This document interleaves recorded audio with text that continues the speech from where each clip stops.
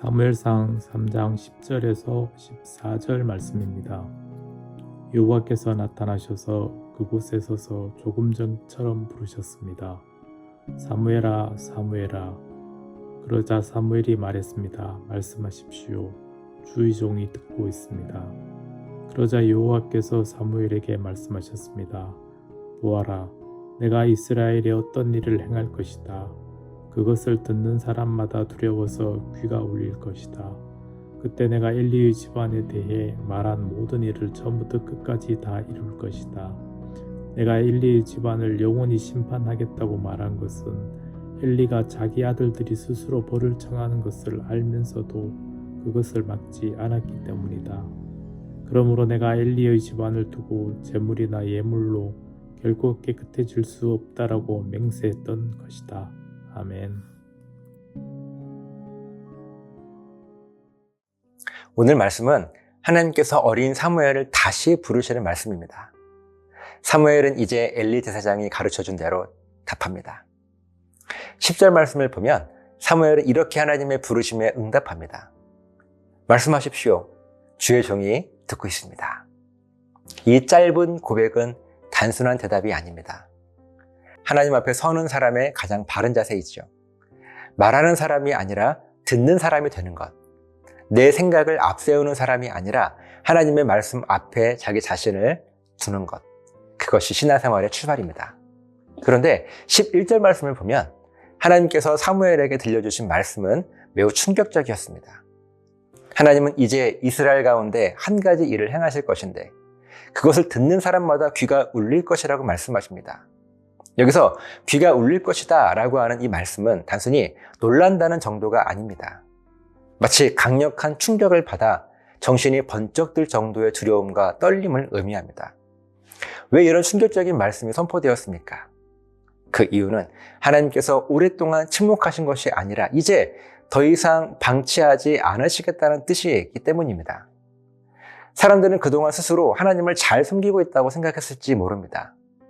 겉으로는 제사도 드렸고 예물도 드렸고 종교적인 형태도 갖추고 있었을 것입니다. 그러나 하나님은 중심을 보셨습니다. 12절 말씀을 보면 하나님께서 가장 먼저 지적하신 대상은 엘리 제사장 집안이었습니다. 당시 엘리는 이스라엘의 대표적인 영적 지도자였습니다. 그런데 하나님께서 엘리 집안을 심판하시는 가장 중요한 이유가 무엇이었습니까?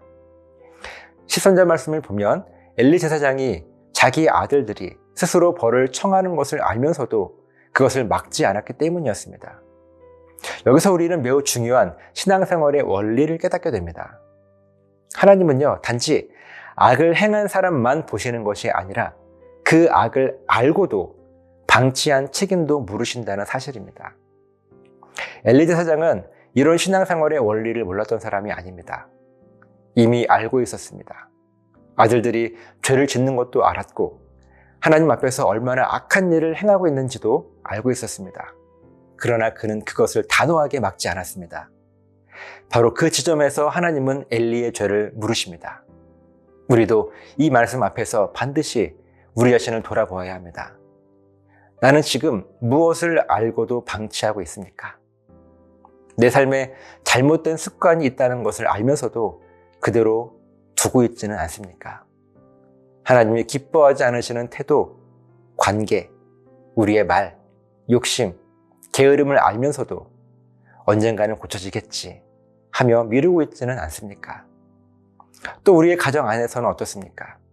부모로서, 배우자로서, 자녀로서 분명히 바로 잡아야 할 것을 알면서도 괜히 관계가 불편해질까봐 혹은 관계가 깨질까봐 혹은 귀찮아서 그냥 지나가고 있지는 않습니까? 하나님은 그런 우리들에게 분명하게 말씀하십니다. 알고도 방치하는 것은 결코 가벼운 문제가 아니라고 하는 사실입니다.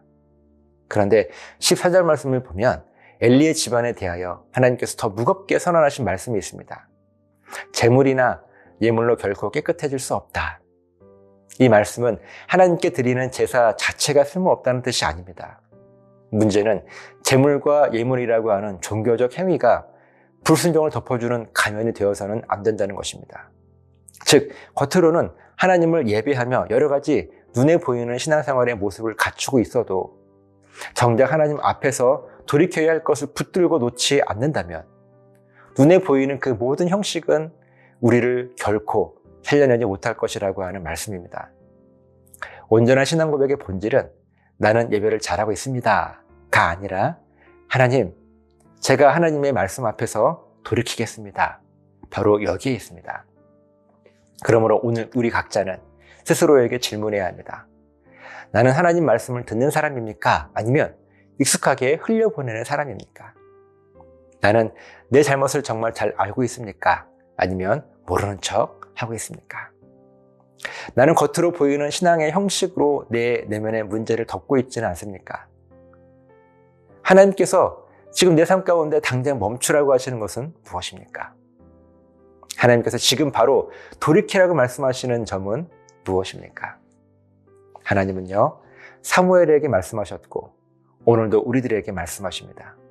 중요한 것은 하나님께서 말씀하시는가의 문제가 아니라 우리가 정말 하나님의 음성을 듣고 있는가의 문제입니다. 하나님 말씀하십시오. 주의 종이 듣고 있습니다. 사무엘의 이 고백이 오늘 우리의 고백이 되었으면 좋겠습니다. 그리고 듣는 데서 멈추지 말아야 합니다. 알고도 방치하던 죄를 멈추고 겉모습에 머물던 신앙생활에서 돌이켜서 우리 마음의 중심으로 하나님 앞에 서야 합니다. 우리 하나님은 우리를 정죄하시기 위해 말씀하시는 것이 아니라 돌이켜 다시 살게 하시기 위해서 말씀하십니다. 그러므로 늦기 전에 돌이켜야 합니다. 알고도 미루지 말고 깨닫고도 방치하지 말고 말씀 앞에서 순종으로 나아가는 저 여러분들의 삶이 되시기를 예수님의 이름으로 간절하게 부탁을 드립니다. 기도하시겠습니다.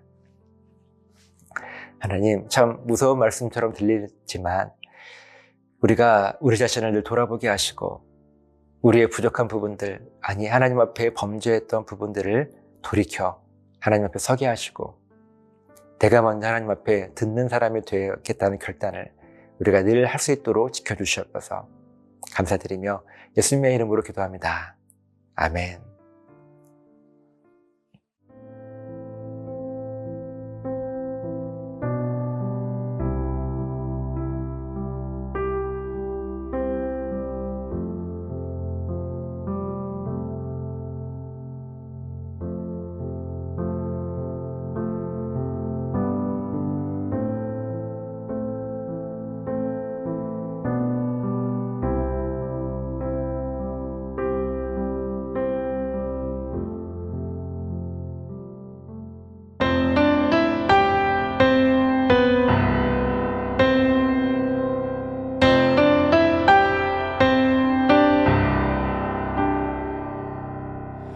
사랑은 여기 있으니 내게 찾아오셨네.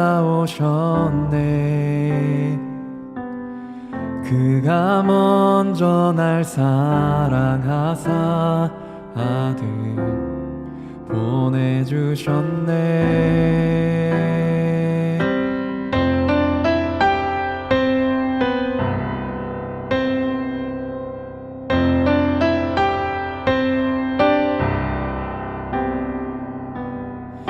사랑은 여기 있으니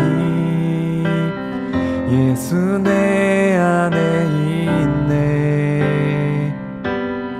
완전한 그의 사랑 안에 함께 살게 하셨네.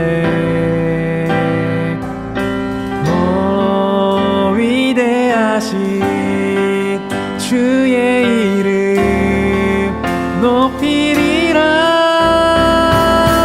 사랑 그 사랑 온 세상을 비추시네. 사랑 그 사랑